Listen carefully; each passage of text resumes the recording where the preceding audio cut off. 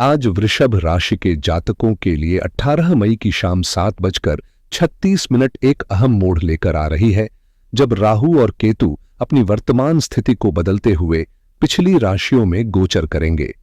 यह ज्योतिषीय परिवर्तन कोई सामान्य घटना नहीं है। करीब 18 वर्षों बाद ऐसा संयोग बन रहा है जो आपके जीवन में गहरी छाप छोड़ सकता है।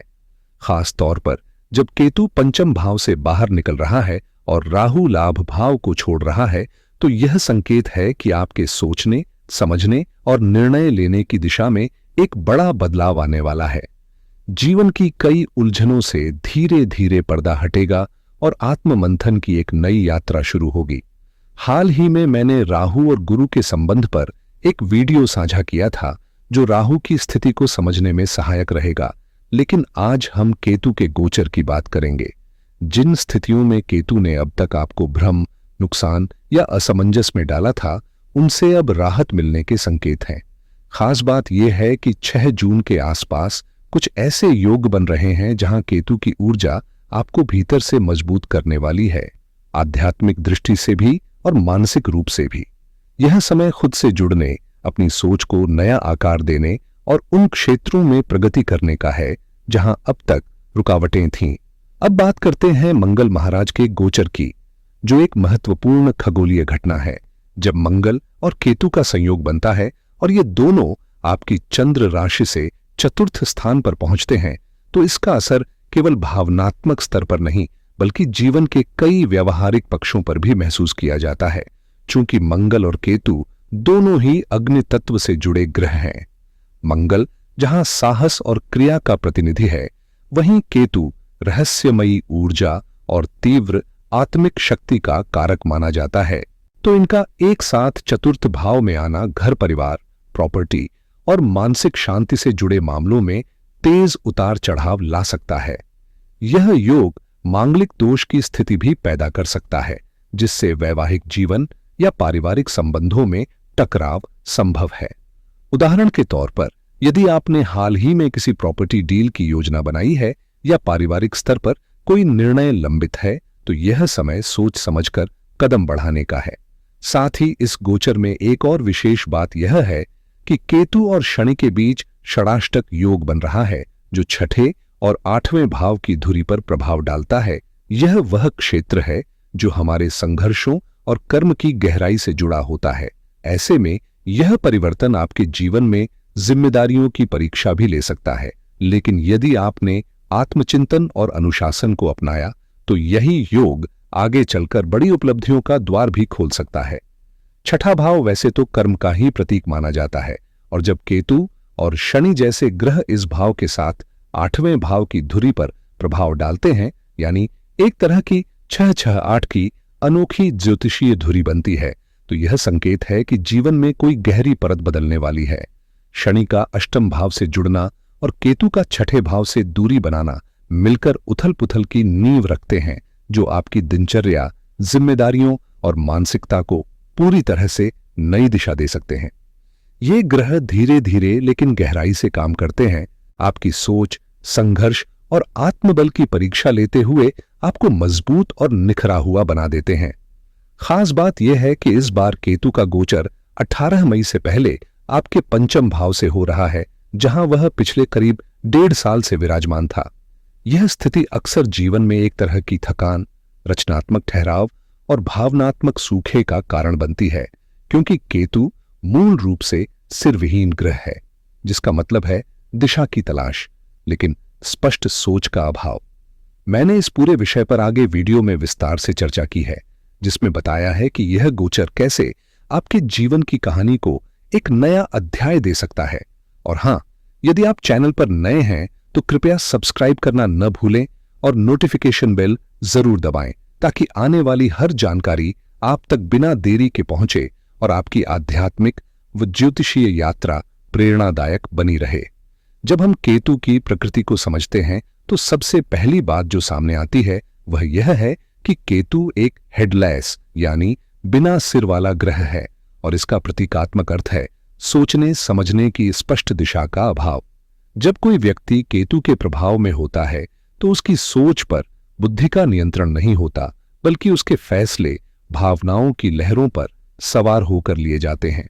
अब ये भावनाएं चाहे गुस्से की हों, हिंसा की हों या फिर अत्यधिक प्रेम और मोह की, इन दोनों ही छोरों पर लिए गए निर्णय अक्सर संतुलन से बाहर होते हैं और परिणाम स्वरूप गलतियां होना तय है।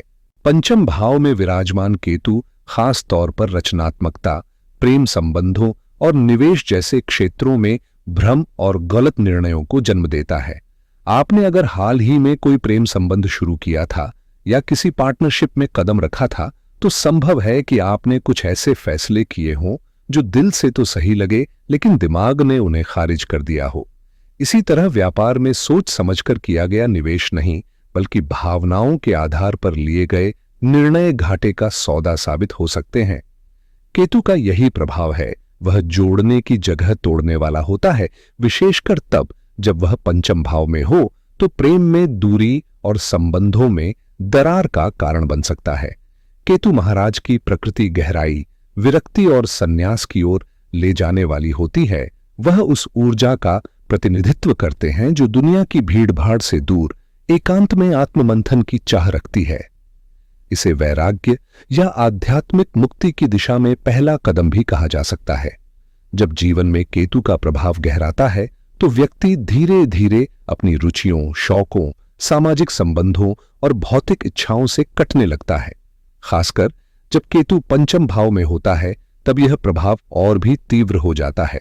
बुद्धि भ्रमित होने लगती है, आस्था डगमगाने लगती है और जीवन में नास्तिकता या निराशा जैसी भावनाएं हावी हो सकती हैं। लेकिन जैसे ही केतु अब आपके चतुर्थ भाव में प्रवेश करेंगे, वृषभ राशि के जातकों के लिए एक नए दौर की शुरुआत होगी। आपके मस्तिष्क पर जो भ्रम का आवरण था, जो यह महसूस नहीं होने दे रहा था कि आप कितने प्रतिभाशाली हैं, वह धीरे धीरे हटेगा।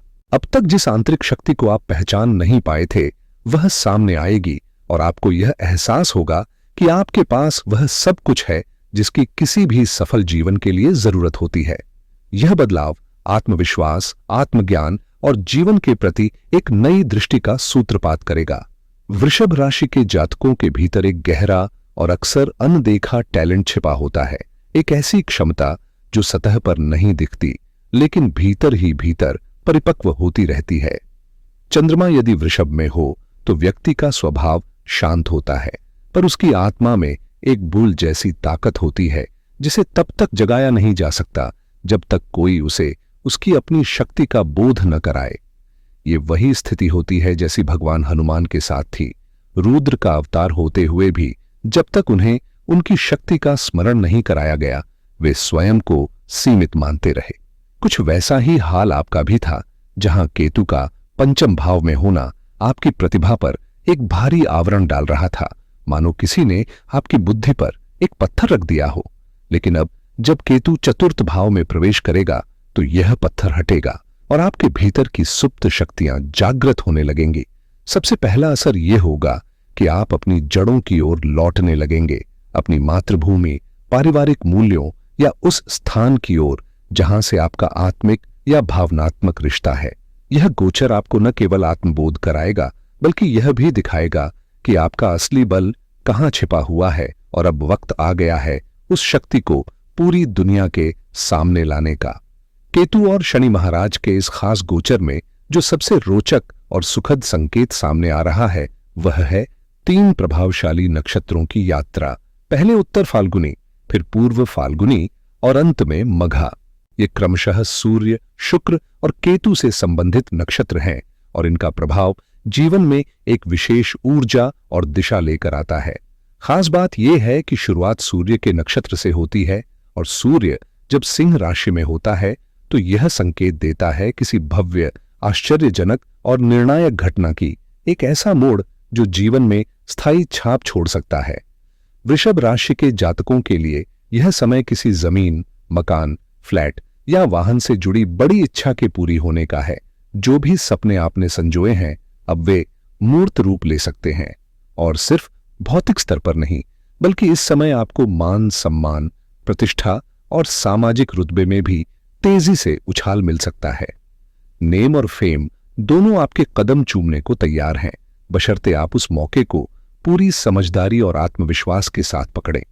यह गोचर न केवल सफलता के द्वार खोलेगा, बल्कि आपको उस मुकाम तक भी ले जाएगा जहां आपकी पहचान दूर तक फैलेगी। चतुर्थ भाव में स्थित केतु अब आपके जीवन में एक नई दिशा और गहराई लेकर आने वाला है। जब यह शुक्र के नक्षत्र पर पहुंचेगा तो सुख सुविधा, ऐश्वर्य और भौतिक समृद्धि की ओर आपका झुकाव बढ़ेगा।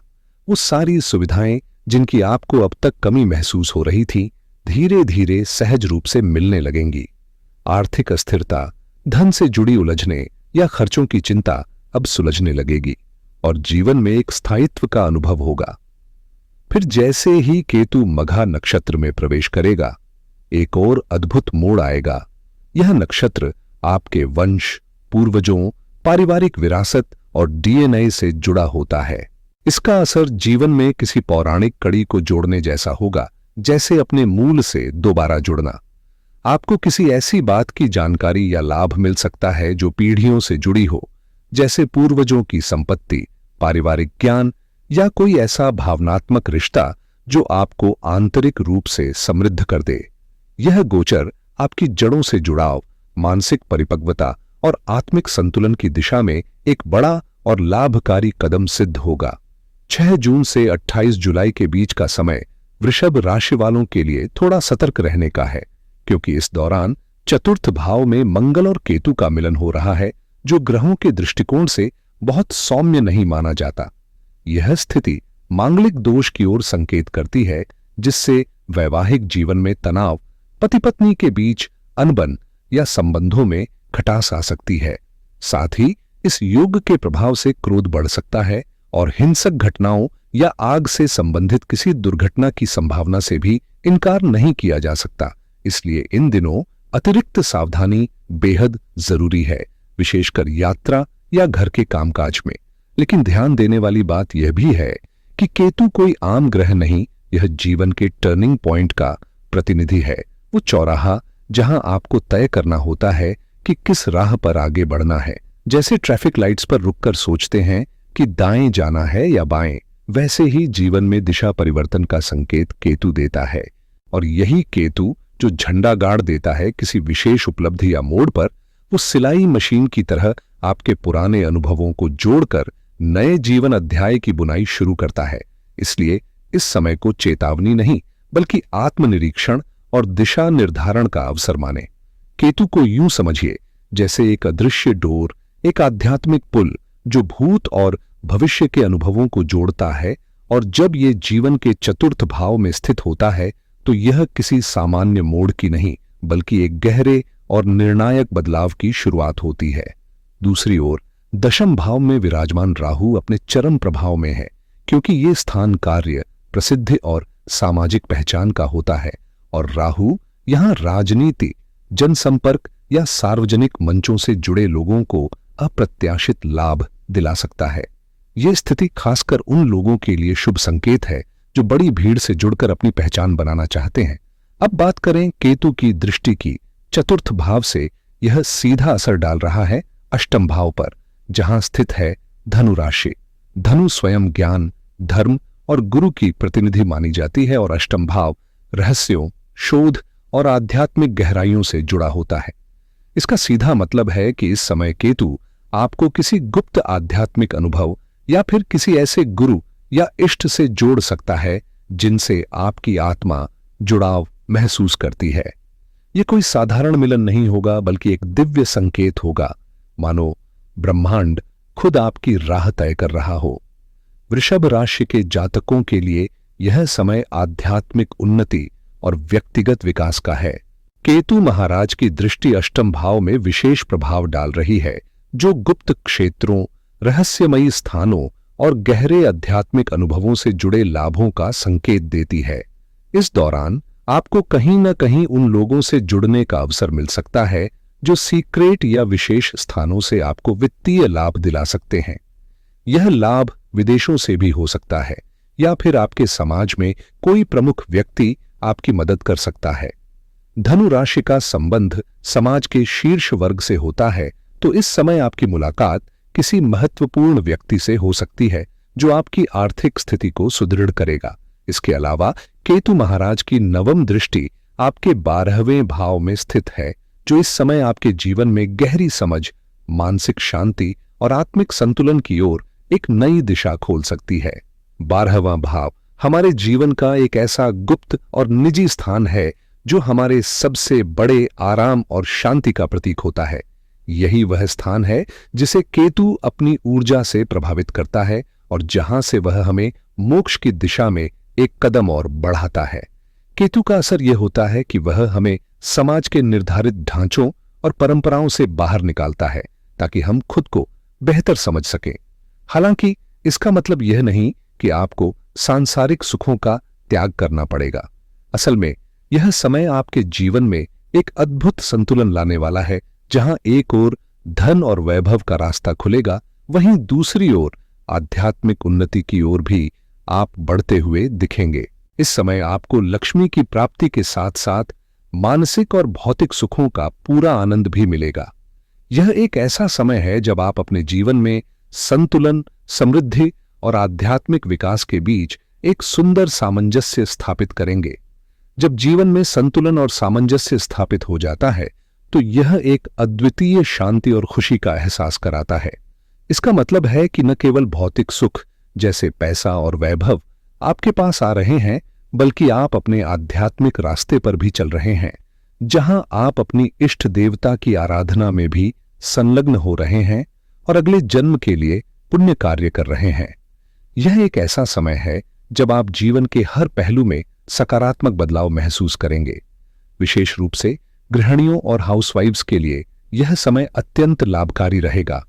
जिन कार्यों और प्रयासों को अब तक नजरअंदाज किया गया था, उन पर अब रिवॉर्ड मिलना शुरू होगा।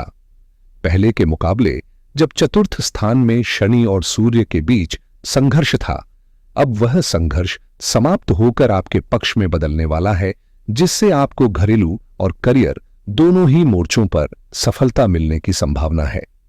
केतु और राहु के ग्रह योग आपके जीवन में एक बड़ा मोड़ लेकर आएंगे, जिससे कई समस्याओं का समाधान होगा। अगर संतान के मामले में कोई कठिनाई थी या पति की नौकरी से जुड़ी कोई दिक्कतें आ रही थीं, तो अब वो समाप्त होती नजर आएंगी और जीवन में खुशियों का माहौल बनेगा। छात्रों के लिए यह समय अत्यंत लाभकारी है, क्योंकि पढ़ाई और विदेश जाने की संभावनाएं सामने आ रही हैं।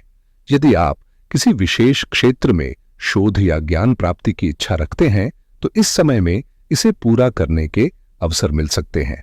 हालांकि कुछ बातों में सावधानी बरतना जरूरी है, खासकर छोटों और आग से संबंधित जोखिमों से बचना चाहिए, क्योंकि 28 जुलाई तक चतुर्थ स्थान में मंगल के साथ स्थिति थोड़ी संवेदनशील हो सकती है। इन चुनौतियों से बचने के लिए उचित उपाय करना सबसे अच्छा रहेगा। चतुर्थ स्थान को विष्णु स्थान भी कहा जाता है, और जब इस स्थान पर केतु जैसे ग्रह का गोचर होता है तो यह जीवन में अपार उन्नति और शुद्धता का मार्ग प्रशस्त कर सकता है। इस दौरान यदि आप नित्य नारायण कवच का पाठ या श्रवण करते हैं तो केतु आपके जीवन में असाधारण सम्मान और सफलता ला सकता है, जिसे आप गिन भी नहीं सकते। यह 18 महीने का गोचर आपके जीवन में बड़े बदलाव लेकर आएगा, जो आपके भविष्य को नए आकाश में ले जाएगा। अंत में मैं सभी नए दर्शकों से निवेदन करता हूं कि चैनल को सब्सक्राइब करें और इस वीडियो को देखने के लिए धन्यवाद।